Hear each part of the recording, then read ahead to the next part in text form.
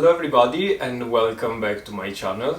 I am Sam, I'm an artist and illustrator based in the Republic of Ireland, and you can find me on Instagram, Facebook, Twitter, on Ravelry and literally everywhere on the internet looking for Irish farm art, which is my kind of artistic business type of thing. I try to sell my artworks on Etsy here and there, and yeah, I will probably one day tell you why I came up with this nickname. But anyway, thank you so much for coming to my channel, and if you are a new viewer, this is my knitting podcast talk show in which I try to follow the classic knitting podcast schedule, talking about finished works, works in progress, acquisitions, and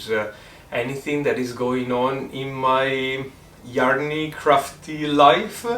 And if you are a returning viewer, thank you so much for coming back. And as you can see from the horrible lighting, I am filming this video very late in the afternoon. It's almost 7 after work. I didn't really mean to film today, but I was kind of binge watching podcasts, and especially Mega from the Skeins of Dreams. And by the way, if you watch this video, thank you so much for your lovely shout out. Mega has a lovely podcast. It's so relaxing and she's such a talented knitter, so check her out. I put the link below as well. But I kind of lost a little bit of the social media, filming, podcasting type of energy lately, and I will tell you why in a second. But while watching Mega and all her project and her enthusiasm for podcasting and knitting, I was like, okay, let's get the camera out, I don't care about the lighting, and let's film a very well due podcast. So, what have I been doing the past 2 weeks? I have been back to Italy, where I'm from and where my family lives. We live in a very tiny village in the very north of Italy, by the Dolomites Alps, and it's quite beautiful. And if you wish, at the end I will put some videos that I took while I was there. I was there because it was my sister's graduation. She graduated in philosophy from university, and it was just a nice, very cozy family type of week. And my sister was very good, and she did a brilliant job in the graduation and in debating her thesis and all of that, and was very nice and heartwarming. Both my parents and my grandparents were there, and yeah, I felt like recharging all my battery, and was kind of important as well. My family has a very traditional farm background.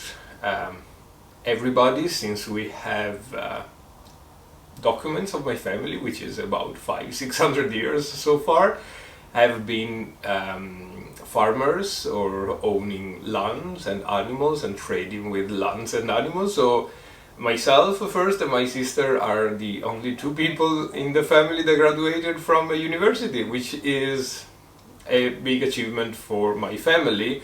Not really generally, because now people graduate from university every other day. So anyway, it was very important, and I'm very glad I was able to go there. I was working from abroad, thank God that is allowed. But the week after my sister's graduation, I was meant to come back to the regular schedule, and I got sick. It wasn't COVID, it was just a very big bad flu that got me in bed for about a week. I kind of kept working and kept knitting during all of this turmoil, and yeah, that was fine, but thank God my batteries were very well charged. So I managed to knit quite a bit, which is kind of the scope of why we're here today. And let me show you my first finished work, and You've seen this in my previous blog when I was talking about sandness patterns.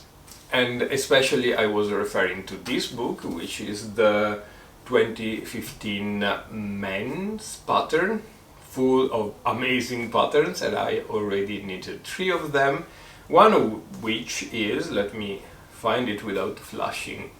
Sorry, my camera went out of focus for a second. It's probably the very bad lighting and me flashing out books. Anyway, the pattern is this one, and I will probably put some pictures here somewhere. It's the North Side sweater, the North Sea sweater, of course by Sandness. I mentioned this booklet because I really love how Sandness patterns fits me, how they knit up super quickly, extremely clear. They are not modern indie designer patterns that tells you row by row what to do.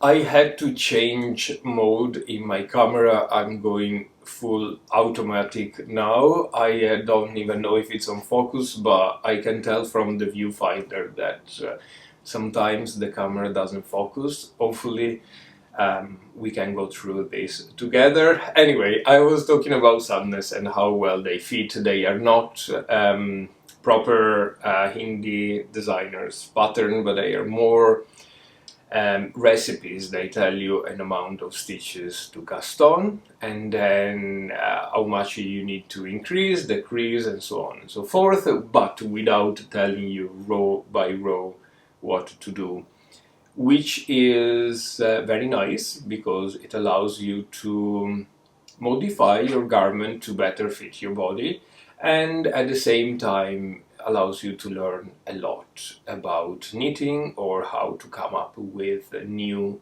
stuff and how to knit different techniques that otherwise you wouldn't really have. This because they will definitely make you do some research rather than going on YouTube or check in knitting dictionaries or stuff like that. So you can really build yourself a knowledge bag following this type of patterns. Anyway, enough talking about the abstract of this sweater. Let me show you the finished work. Here it is. It's absolutely beautiful. I finished this last night. I knitted till like 1 in the morning, and I wanted to block it as well in order to have this to wear over the weekend. It's a bank holiday here, so we are off, and it happens that it's Halloween as well, which is a very Irish festivity, if I can say. So I really wanted to wear this because it's definitely Halloweeny in color. I use for this garment a combination of super soft yarn. This is from Holst Garn, if I'm right, and this color is called Ember, and this is charcoal.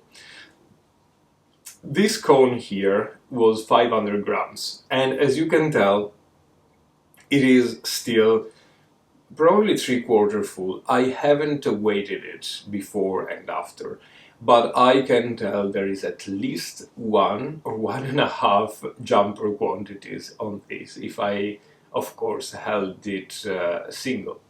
And this is the very last bit of this charcoal cone that I really use as bread for any pattern that needs an accent color.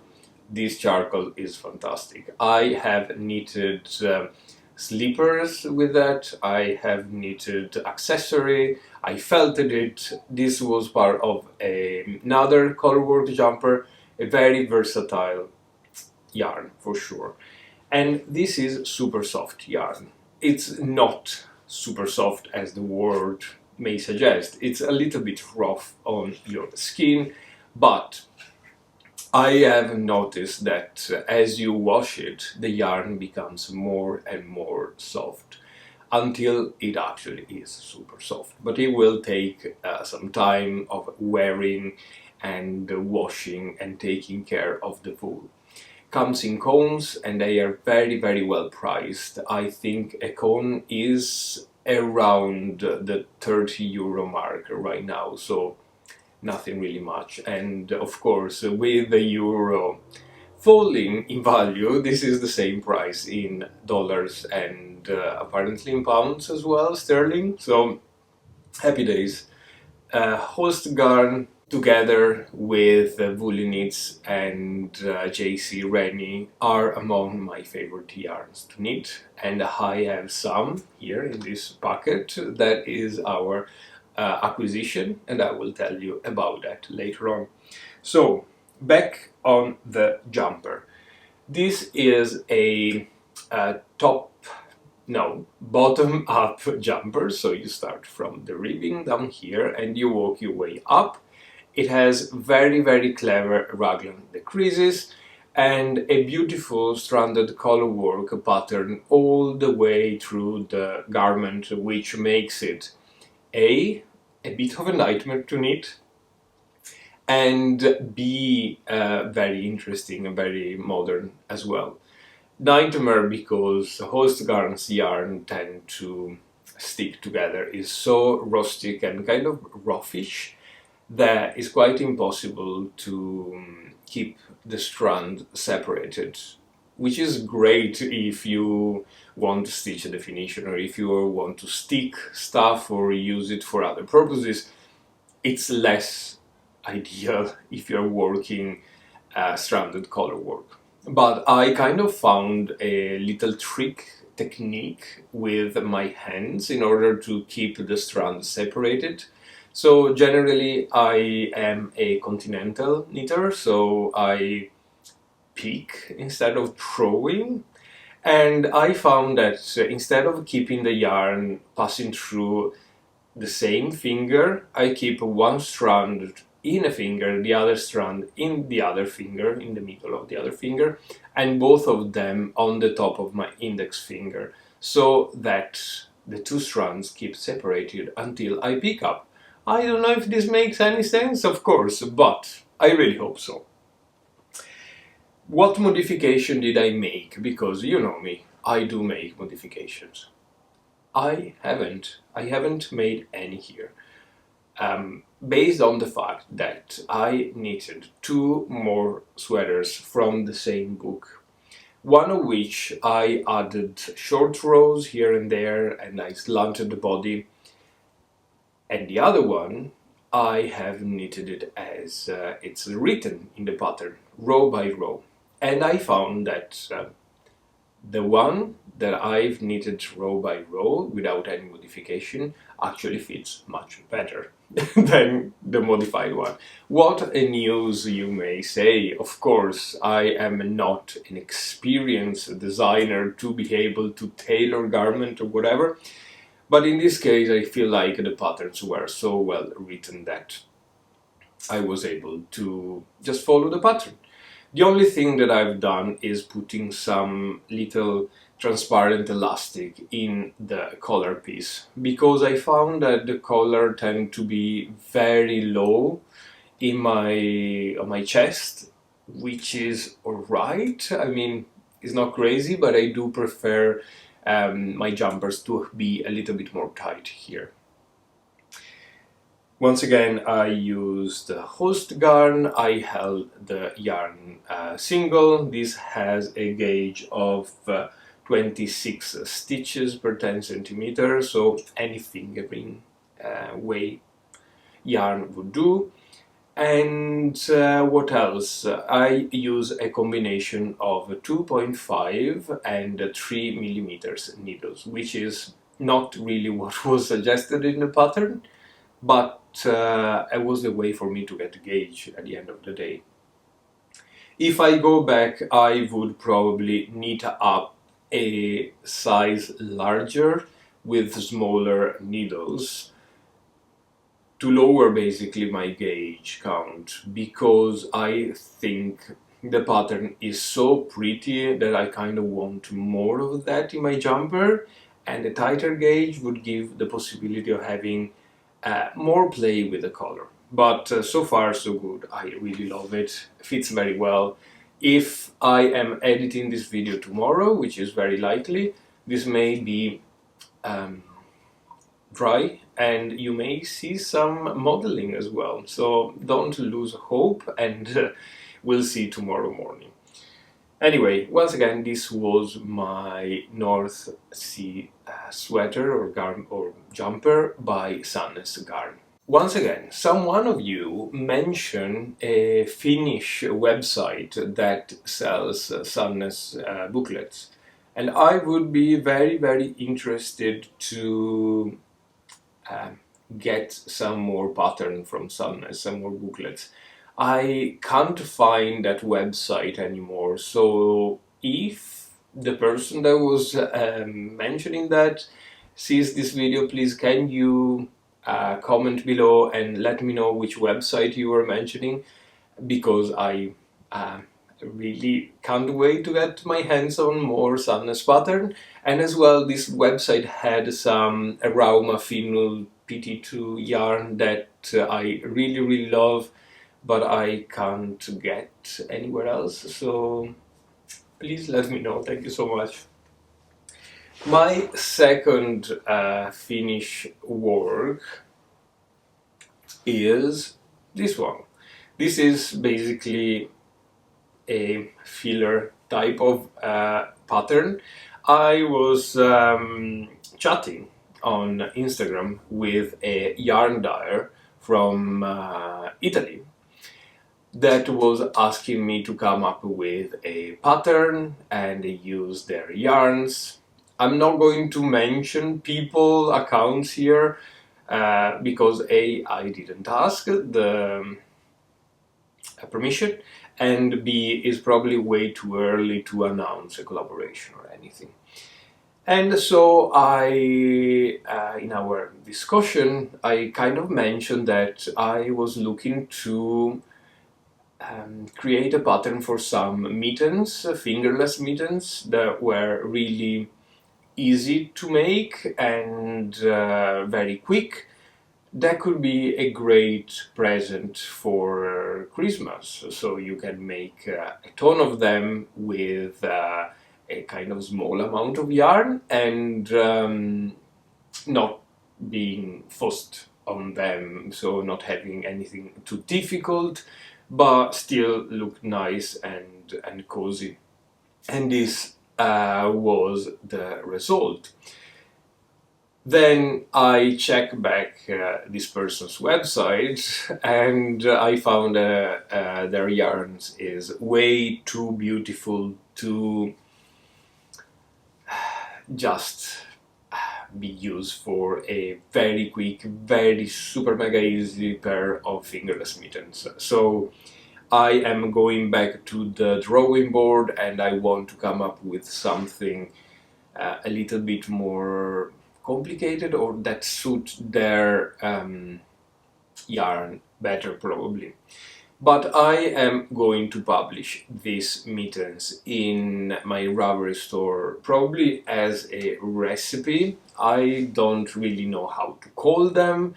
I don't really know if there may be any interest. There are tons of fingerless mittens over there on Ravelry. The thing that makes this quite peculiar, if you wish, is that I have used the Tom gusset that I've used in my previous mittens, the Philo mittens, which are kind of a new construction that I came up with.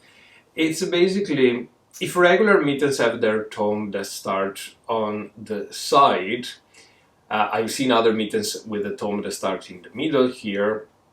These have the Tom gusset a little bit slanted between the side and the middle to reflect the anatomy of the hand, and they result in a beautiful gusset here, and you can tell the pattern is quite pretty altogether afterwards. they are super easy to knit as well. I used for this a decay yarn from Fingerless, which is the Pergint, and this is the light grey, if I'm correct. And the yarn is 50 grams by 90 meters, if I'm right. And for the two of them, I use exactly one ball of yarn without any scraps. So just a tiny little tail of scrap. And I find that they are really pretty, they fit really well, and I already have at least 3 sizes, but I really want to make one for children, so I'm going to work on that. If this is ready, well, I don't think it's going to be ready by the time you watch this video, but probably by next podcast you will have the pattern on this. In any case, check my Ravelry store, and if this is uploaded, fair enough. Otherwise, if you are interested in seeing the same gusset, check out my Philo mittens. They are in my Ravelry page. They are a little bit more complicated with a different cuff construction, but you can definitely take the piece of the gusset and use it as a recipe for your own mittens. Anyway, these are the latest finished work. It is literally a work of an hour, and I'm super happy with them. I think I'm gonna use them a lot. The only thing, you know, is the yarn is quite prickly, so it is interesting on my cuff here, on my wrists, but you get used to that, don't you? So while I was in Italy and I was knitting along my North Sea sweater by Fingerless, I just brought a tiny bit of yarn, well, not a tiny bit, but just a ball of yarn out of the cones here, because I really didn't want to bring the entire cone. I knew I wouldn't have used it all, but just a little bit, so I bought what I thought was enough, but wasn't. It was enough to make the bust of the jumper and 1.5 sleeves. So I was left without work, without yarn, and with a pair of 3mm needles and a pair of 2.75, 2.5mm needles. What do I do? I am quite lucky that my mom, my sister, my grandmother are all knitters, and I could have access to a huge stash. The problem of my family stash, are we calling that there, is that my mom has access through friends of hers to a lot of professional spinneries, professional fabrics. Sorry, I'm translating from Italian. Fabric in Italian means factory. Anyway, a lot of factories that make fabric, and which is, oh, it's crazy. A lot of factories that make fabric. If we translate this in Italian, I'm making here a little bracket because you know how false friends work. So words that sound similar but they have a completely different meaning. So a fabric factory in Italy, in Italian, would sound like a farm of factories. Doesn't make any sense to you. Factory, the Italian word fattoria, which is similar, means farm, and fabric, the Italian word the Italian word that is similar to factory is fabbrica, which means a factory. I am so confused. Anyway, she has access to a lot of factories that make fabric, and they give her, they just instead of throwing away, they give her a lot of yarn, like the ends of yarn, half-used combs, but 99.9% of them is stuff that has acrylic in it or synthetic fibers, which I don't quite like, and it tends to be really, really thin as well. The only thing that I could find is this gorgeous, really, really gorgeous blue fingering way yarn. This is like a 2-ply yarn that looks suspiciously like Holst Garn or any other of those super soft yarn. The label only said virgin wool. No idea where it comes from, and no idea what's the actual content of the yarn, apart that is virgin wool. But it looks like a super soft wool. So I spun up what was left on this cone, and I decided to use this. I know that on camera this looks like black, but it's a gorgeous blue which has a lot of purple and pink in it, so like a speckly type of blue. So with the needles that I had, the cables that I had, and this yarn here, I started this thing that doesn't tell you anything because it's on way too short needles. But this is my very first flax sweater by Think and Knit. I know that everybody, their dogs, have knitted at least one of these.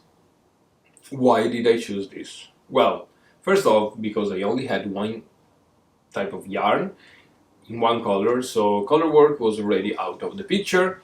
I only had this amount of yarn, which still I don't know if it's enough for the entire sweater, and I only had the 3mm and 2.5 needles, which only allowed me to have this gauge here, which is 24 stitches, which is bang on the gauge for the flax sweater.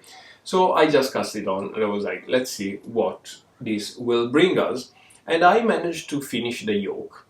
Now, it's suspiciously small for a yoke, considering that I choose option 1. So option 1 is without collar, and the collar is picked up and needed reading later on when you finish. So we will see. It's a top-down sweater, and as you know me, I'm not familiar with top-down sweaters, so it's an incognito, and we'll see what will happen there. The beautiful thing is that it has lovely gather stitch details on my shoulders, on the shoulders and the sleeves, and yeah, it's just mindless to knit all around, stockinette and a little bit of gather stitch. I am going to work obsessively on this and hopefully having it done at some point before Christmas. It's the fabric is very light, and looking at the fabric now, I can tell that it's once again very similar to the super soft fabric. So I think we are here in the same realm. But yeah, it's how projects come up. You know me, I'm not a polygamous.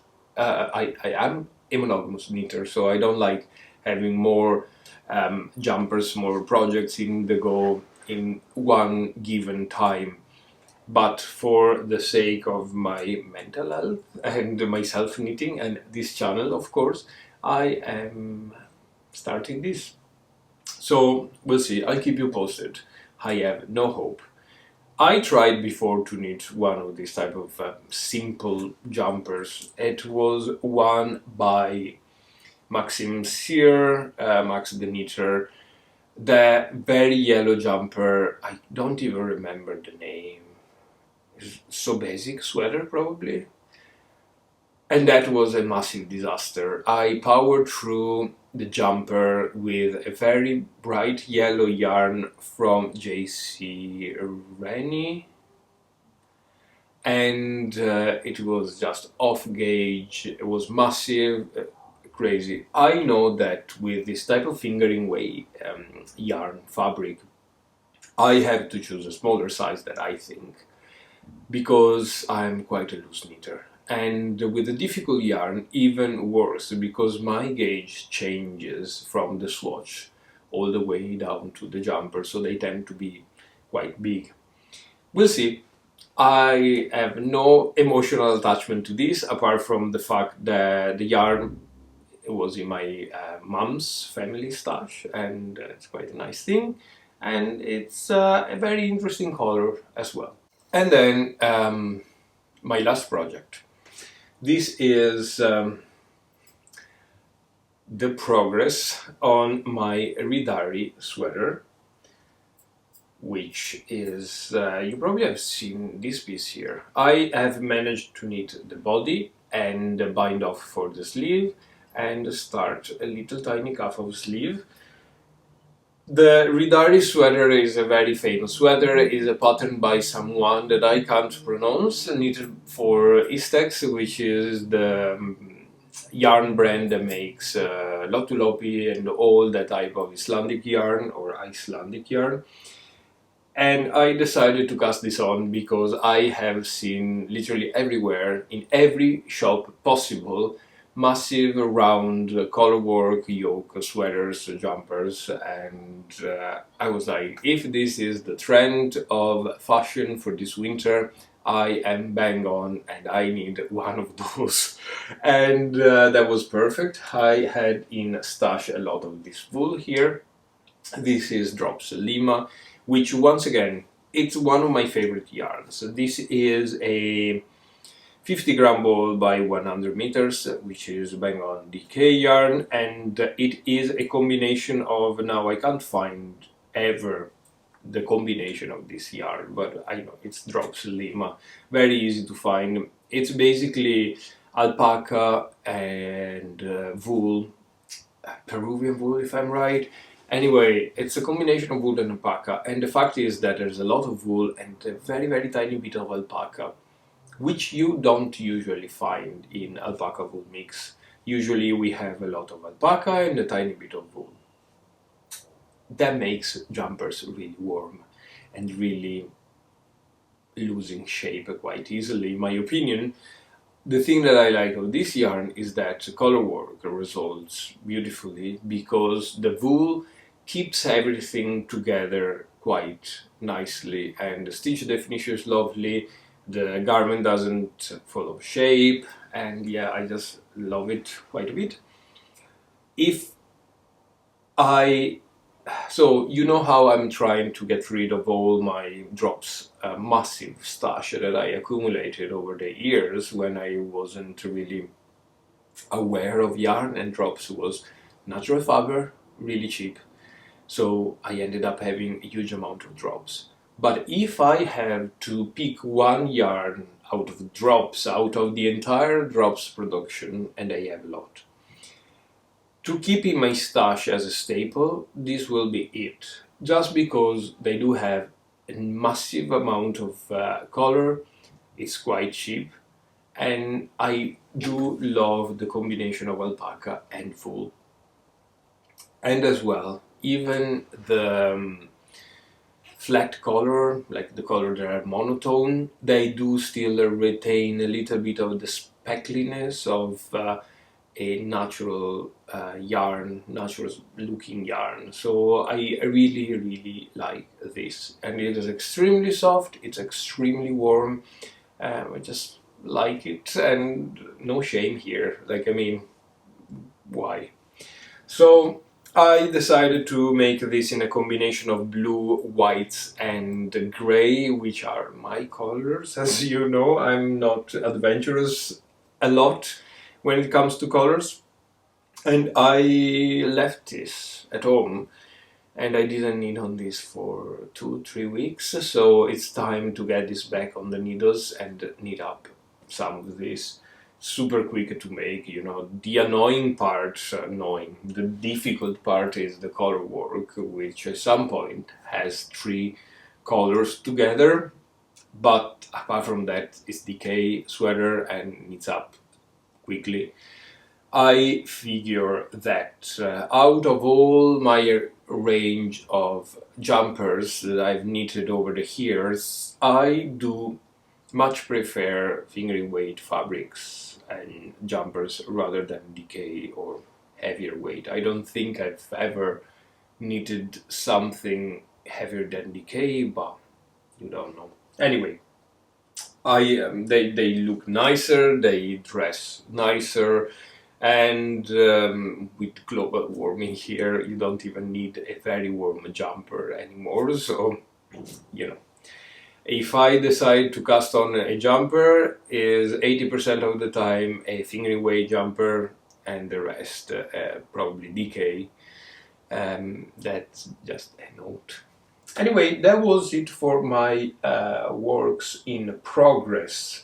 What am I going to work on next week? Well, those mittens that I'm trying to figure out with this yarn dyer, they will be something, and then I will be working, of course, on my advent calendar, taking pictures, trying to record the first few videos for the calendar, at least the techniques, and getting ready for the wrap up to Christmas. Now next weekend will be Halloween, which I never celebrated when I was a child. We don't have Halloween in Italy. Nowadays they are celebrating Halloween more or less, in terms of decorating pumpkins and the children dressing up, I suppose. But when I was a child myself, the time between Halloween and between Halloween wasn't Halloween. It was just for us. We were out of school because it's a religious holiday. There's the 31st, if I'm right, is the All Saints holiday, and the 1st of November or the 2nd is All Defunct holiday. The festivity to remember the people that died past. So we are out of school, but we don't really celebrate. It's kind of a time of sorrow. You go to the cemetery, you bring flowers, and you go to church if you're religious, but you don't really do Halloween. That's basically it. But yeah, I'm living in Ireland now and I'm fully embracing Halloween. I decorated my front door already, and I am planning some Halloween bakes as well, and some Halloween pints as well, if you know what I mean. Good luck. Anyway, that's it. Let's go into acquisition. It's getting very late and I'm starving. I haven't got dinner yet. So I decided not to open this because I don't know why. We can open this on camera. It's gonna be a lot of rustling. But as you can tell, this is a couple of cones of yarn that I've been waiting for about a month and a half. I think I mentioned this yarn in my past 2 episodes at least. I placed an order with Holst Garn sometimes a couple of months ago, and for some reason it didn't came in the post since the day before yesterday, and it was a very nice surprise because I completely forgot about this, and I kind of thought I bought more, to be honest. So seeing such a contained parcel was interesting, but at the end of the day I didn't buy more yarn because I remember well stopping myself from buying everything within the shipping rate. So I'm gonna open this with you and you will see the colors as I see them. So first of all, my little pen knife. I don't know how you call this. This I think is a very, I don't even know if it's Venetian, but all my family, male people, have one of these everywhere they go. It's as well in our family crest. We call this britoia in Venetian. No idea how it is. It's just a curved knife that they use in farming. I don't carry this everywhere I go just because it's quite dangerous. And this is a gift that I received from my grandfather when I became, on my 18th birthday. I just keep it for house chores or in the garden. This is just a nice thing to show you as well. Anyway, let's try and open it without destroying the parcel.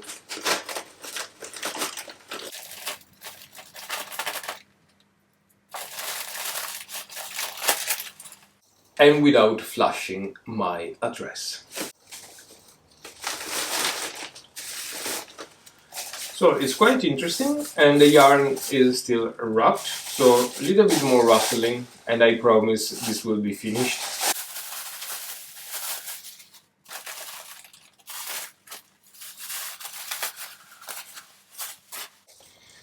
So that's very interesting. I didn't remember picking these two colors, but I'm extraordinarily surprised and really happy. So this one is my beloved flannel grey that I have knitted at least 3 jumpers out of this exact cone. It smells super mega sheepy. I really wish you were here to smell, and it's just really soothing, to be honest. And this is, oh, this is dark olive. I really thought I bought a charcoal yarn, not a dark olive. And really in this light I can't see it well, and you probably definitely can't see it. This is the charcoal one. If I put it together with the dark olive, they look very similar on camera. But this is supposed to be a very dark green that I remember buying. No, I actually don't remember buying. But anyway, I'm super pleased with these two. Even together, look at that. They look amazing for a colorwork sweater. I can't really wait. Now that I'm thinking, I'm kind of disappointed I didn't get another charcoal, because I really use that all the time. And as well, I was thinking, and probably I mentioned this on the channel, the tobacco brown or coffee brown, that was another color that I really wanted. And yeah, there's so many colors that I want, so better for us. Anyway, that is it for this acquisition session. I really hope that the person that mentioned the Rauma Finnish website, Sanne's pattern selling website, will put a comment here, because I am really eager to get some more. This is probably out of the fact that I got paid today, so I'm looking for spending money. I'm just joking. I need to put myself a little bit on a strand of buying yarn, because I have a lot. And although I am looking at my stash and is slowly decreasing in amount, I do still have a lot of yarn that I need to get rid of. But yeah, I'm needing a lot. So anyway, I really hope you enjoyed this very rambling podcast. And what I'm wearing, I am wearing nothing, I'm wearing just a t-shirt, because A, I wasn't bothered, and B, the weather, I don't know where you're from, but here in Europe, it's awful. I have been traveling Europe, I'm not saying Ireland consciously, I've been to Italy, around the north of Italy, and the situation was very similar. Everything is very warm. It's like being back at the end of the summer or a very nice late spring, around 25 degrees in Italy, around 20 here. I am looking for cold weather, sweater, jumper weather that isn't coming. So yeah, it's the same thing over there where you're from, because it's just absolutely crazy. And yeah. Anyway, I am stopping the rambling. Thanks again to Mecca for the lovely, lovely comment and mentioning in her channel. And please check her channel out. She just reached the 5,000 subscriber mark. That for me is like a royalty podcasters, and I'm very, very happy for her. And I will see you in a couple of weeks. Bye bye.